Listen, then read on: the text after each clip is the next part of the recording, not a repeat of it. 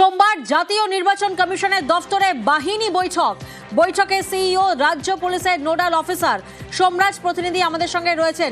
সোমরাজ, এই বৈঠকে মূলত কোন কোন দিক উঠে আসবে? দেখো, কালকের বৈঠক যথেষ্ট গুরুত্বপূর্ণ হতে চলেছে, কারণ অতীতে রাজ্যে বিধানসভা নির্বাচন হোক বা লোকসভা নির্বাচন হোক কত সংখ্যক বাহিনী মোতায়েন ছিল তার নিরিখেই আগামী বিধানসভা অর্থাৎ এবারের বিধানসভা ভোটে কত সংখ্যক বাহিনীকে বিশেষ করে কেন্দ্রীয় বাহিনী মোতায়েন হবে তা নিয়ে কার্যত সিদ্ধান্ত কিছুটা আগামীকালই হয়ে যাবে। কারণ আগামীকাল দুপুর 12টা থেকে জাতীয় নির্বাচন কমিশনের দপ্তরে রাজ্যে বিধানসভা ভোটকে সামনে রেখে কত সংখ্যক বাহিনী মোতায়েন হবে তা নিয়ে পর্যালোচনা করা হবে। যে বৈঠকে কেন্দ্রীয় স্বরাষ্ট্র সচিব, স্বরাষ্ট্র মন্ত্রকের আধিকারিকরা থাকবেন, রাজ্যে পুলিশের নোডাল অফিসার থাকবেন, রাজ্যের মুখ্য নির্বাচনী আধিকারিক থাকবেন এবং তার সঙ্গে জাতীয় নির্বাচন কমিশনের আধিকারিকরাও থাকবেন। মূলত কেন্দ্রীয় স্বরাষ্ট্র মন্ত্রকের তরফে কত সংখ্যক বাহিনী দেওয়া যেতে পারে এবং সেই বাহিনীর উপর নির্ভর করে এ রাজ্যে বিধানসভা ভোট কত দফায় হবে সেটাও কালকে কার্যত আলোচনা হয়ে যাবে বলেই মনে করা হচ্ছে। তার কারণ বাহিনী কতটা পাওয়া যাবে এবং কিভাবে পাওয়া যাবে তার উপর নির্ভর করে ঠিক হবে এ রাজ্যে বিধানসভা ভোট কত পর্যায়ে হবে, অর্থাৎ কত দফায় হবে। রাজ্যে যে শেষ লোকসভা নির্বাচন বা বিধানসভা নির্বাচন যেখানে 8 থেকে 9 দফা পর্যন্ত দফায় ভোট হয়েছে, অবশ্যই সেটা বাহিনীর ওপর নির্ভর করে। তাই এবারে কেন্দ্রীয় স্বরাষ্ট্র মন্ত্রক কতটা বাহিনী দিতে পারবে এ রাজ্যে বিধানসভা ভোটে তার উপর নির্ভর করেই কত দফায় ভোট হবে সেটা চূড়ান্ত করা হবে বলেই মনে করা হচ্ছে এবং সেই কারণেই কালকের এই বৈঠক যথেষ্টই গুরুত্বপূর্ণ হতে চলেছে। দুপুর 12টা থেকে এই বৈঠক হবে বলেই কমিশন সূত্রে খবর। যে বৈঠকে রাজ্য পুলিশের তরফেও কতটা বাহিনী দেওয়া যাবে সেই রিপোর্টও তুলে ধরবেন রাজ্য পুলিশের নোডাল অফিসার। ফলত কাল দুপুর 12টার বৈঠকে কত বাহিনী মোতায়েন এবং কত দফায় ভোট তার কার্যত একটা রূপরেখা তৈরি হয়ে যাবে বলে মনে করা হচ্ছে। একেবারে ধন্যবাদ সোমরাজ। ভাঙড়ে ফের গোষ্ঠী দ্বন্দ্বের অভিযোগ, আরাবুল ইসলামের ছেলের গাড়িতে হামলা, আরাবুলের পেট্রোল পাম্পে চড়াও, অভিযোগের আঙুল শওকত মোল্লার গোষ্ঠীর দিকে, তারা মানতে নারাজ।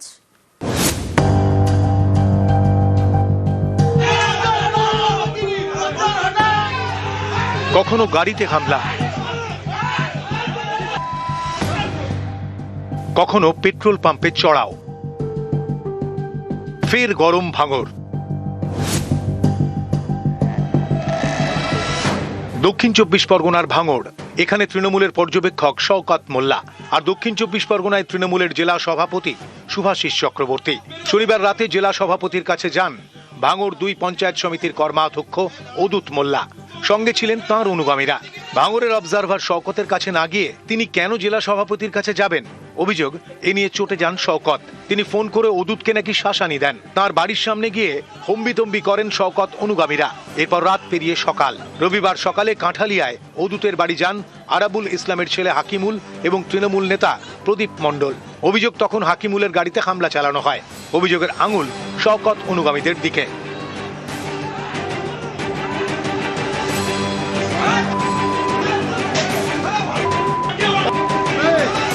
হাকিমুলরা ফেরেন আরাবুলের পেট্রোল পাম্পে, সেখানে আরেক প্রস্থ মারধর। আহত হন আরাবুল ঘনিষ্ঠ তৃণমূল নেতা প্রদীপ মণ্ডল। শুভাশিস চক্রবর্তীর বাড়িতে কালকে গিয়েছে আমাদের জেলার প্রেসিডেন্ট। শওকত মোল্লা বলল, কেন গিয়েছিস তুই বল? আমার ওপরে কেউ যেতে পারবে না, আমি যেটা করব সেটা, আমি এখানকার শাহিনশাহ, আমি এখানকার বাদশাহ, আমি যা করব তাই, শুভাশিস চক্রবর্তী কেউ নয়। শওকত মোল্লা ফোন করে কিছু ছেলেপিলের পাঠিয়ে অদূতের বাড়িতে হামলা করা। ইতিমধ্যে হাকিমুল যথারীতি সকালে যায়, হাকিমুলের উপরে অ্যাটাক করে। উপর নেতৃত্বকে আমরা ইতিমধ্যে সবাইকে জানিয়েছি। ভাঙড় তৃণমূল কংগ্রেস ঐক্যবদ্ধ, ভাঙড় তৃণমূল কংগ্রেস আগামী দিনে জিতবে। কোনো গোষ্ঠীদ্বন্দ্ব নেই, দলের কর্মীরা সব ঠিক আছে, কোনো গোষ্ঠীদ্বন্দ্ব বলে কিছু নেই। আপনার অনুগামীদের বিরুদ্ধে হামলার অভিযোগ, সেটা নিয়ে কি বলবেন? না মিথ্যা কথা বলে অনেকজন।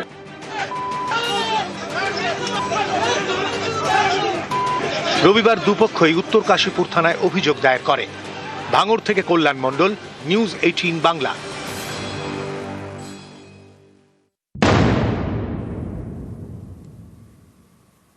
নন্দীগ্রামের সমবায় ভোটের রেজাল্টের পরে উত্তেজনা। নন্দীগ্রামে গাংরা সমবায়ে ভোটে জয়ী বিজেপি। তৃণমূল নেতা বাপ্পাদিত্য গর্গকে ঘিরে বিক্ষোভ দেখায় বিজেপি কর্মীরা। বিজেপি কর্মীকে মারধর করা হয়, পুকুরে ফেলে দেওয়া হয়, এমনটাই অভিযোগ সামনে আসে। তৃণমূল নেতাকে ঘিরে বিক্ষোভ বিজেপি কর্মীদের। পরে পরিস্থিতি সামাল দিতে ঘটনাস্থলে পৌঁছায় পুলিশ। বিজেপি আশ্রিত দুষ্কৃতীরা অতর্কিতভাবে আমার উপরে হামলা করে। ওদের উদ্দেশ্য যে অত্যন্ত খারাপ ছিল তার প্রমাণ হচ্ছে আমার লেফট সাইডে দুটো ঘুষি মেরে হচ্ছে কিক করে এবং আমাকে শারীরিকভাবে হেনস্থা করে, আর চল ঘুষি হচ্ছে কিট তো চলতেই থাকে। যারা মেরেছিল তাদেরকে আপনি চিনতে পেরেছেন? আমি সবাইকে চিনতে পেরেছি আর তাদের নামে উপযুক্তভাবে প্রশাসনে আমি দ্বারস্থ হচ্ছি।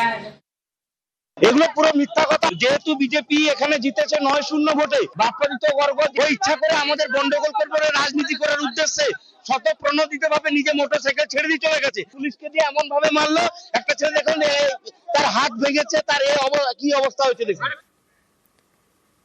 লক্ষ্মীর ভান্ডার প্রাপকদের ঘরে বন্দি রাখার নিদান। সোশ্যাল মিডিয়ায় বিজেপি নেতার বক্তব্য পোস্ট অভিষেকের। এক্স হ্যান্ডেলে ঠিক কি পোস্ট করা হয়েছে শুনবো। এখনো লক্ষ্মীর ভান্ডার পাওয়া মায়েরা আছেন যারা জোড়া ফুলে ভোট দিতে যাবেন। আমি সেই সমস্ত পরিবারের স্বামীদেরকে বলছি, ওই মায়েদেরকে ঘরে বন্দি রেখে দেবেন। ভোটটা দিতে হবে পদ্ম ফুলে, জোড়া ফুলে নয়। নেতার বক্তব্য সোশ্যাল মিডিয়ায় পোস্ট করে বিজেপিকে নিশানা করেছেন অভিষেক বন্দ্যোপাধ্যায়। তাঁর তোপ, কমিশনকে হাইজ্যাক করে এসআইআর এ ভোটারের নাম বাদ দিয়েছে। এসআইআর যখন কাজে এলো না তখন লজিক্যাল ডিসক্রিপেন্সি বলে আরো নাম বাদ দিচ্ছে। এখন স্বামীদের বলছে স্ত্রীদের ঘরে বেঁধে রাখতে, যাতে মহিলারা ভোট দিতে যেতে না পারে।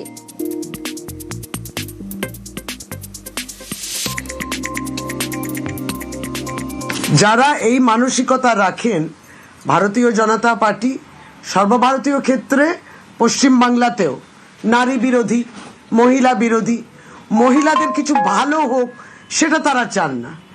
এত বিরোধী এরা। আমরা দেখেছি তারা মহিলাদের উপরে অত্যাচার, এবং বিগত দিনগুলোতেও আমরা আপনাদেরকে ডেকে বলেছিলাম যে বেটি পড়াও বেটি বাঁচাওর মধ্যে দিয়ে বেটি বালাৎকারীদের বাঁচানো হচ্ছিল। বেটি বাঁচানো হচ্ছে না, বেটির বালাৎকারীও কো বাঁচানা।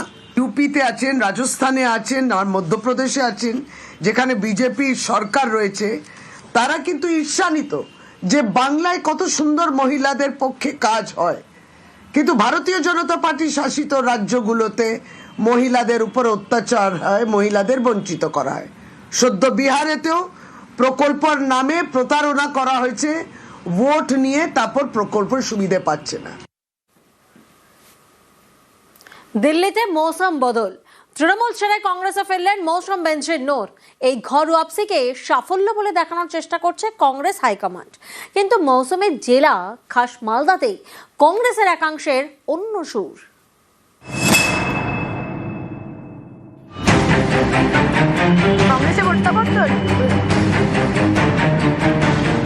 মৌসুম বেনজির নূর তৃণমূল ছেড়ে ফের কংগ্রেসে। শনিবার আনুষ্ঠানিকভাবে ফেরেন নিজের পুরনো দলে। ইন্ডিয়ান ন্যাশনাল কংগ্রেস আন্তরিকতভাবে ধন্যবাদ জানাই যে আমাকে আবার খুব ভালোবেসে ওনারা অ্যাকসেপ্ট করেছেন। আমি কয়েক বছর তৃণমূলে ছিলাম, তৃণমূলও আমাকে কাজ করার সুযোগ দিয়েছে, আমাকে রাজ্যসভার সাংসদ করেছিলেন, ডিস্ট্রিক্ট প্রেসিডেন্ট মালদার করেছিলেন। আমি আজকে তৃণমূল কংগ্রেস থেকে রিজাইন করেছি।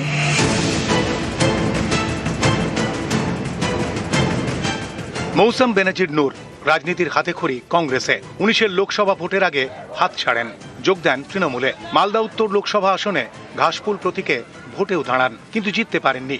বিজেপির খগেন মুর্মুর কাছে হেরে যান। পরের বছর তৃণমূলের রাজ্যসভার সাংসদ হন মৌসুম।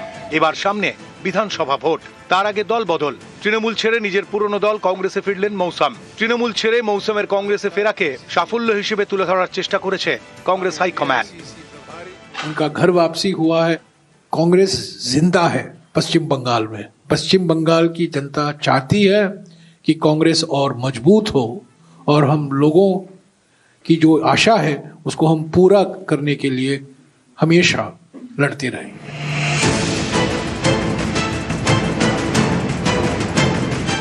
মৌসুমের ঘর ওয়াপসিকে সাফল্য বলে দেখানোর চেষ্টা করছে কংগ্রেসের শীর্ষ নেতৃত্ব।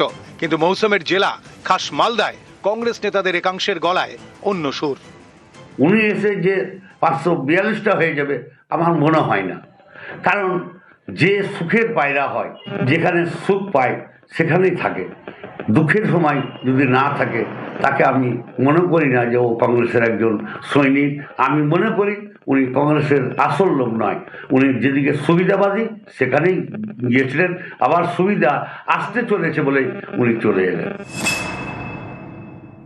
আমরা বিশ্বাস করি তার যোগদানের মাধ্যমে কংগ্রেস দল আর শক্তিশালী হবে এবং সংগঠন নতুন উদ্দীপনা পাবে।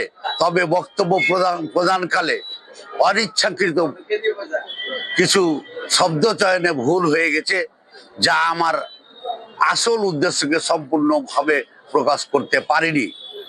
এটি সম্পূর্ণ অনিচ্ছাকৃত। নিউজ 18 বাংলা।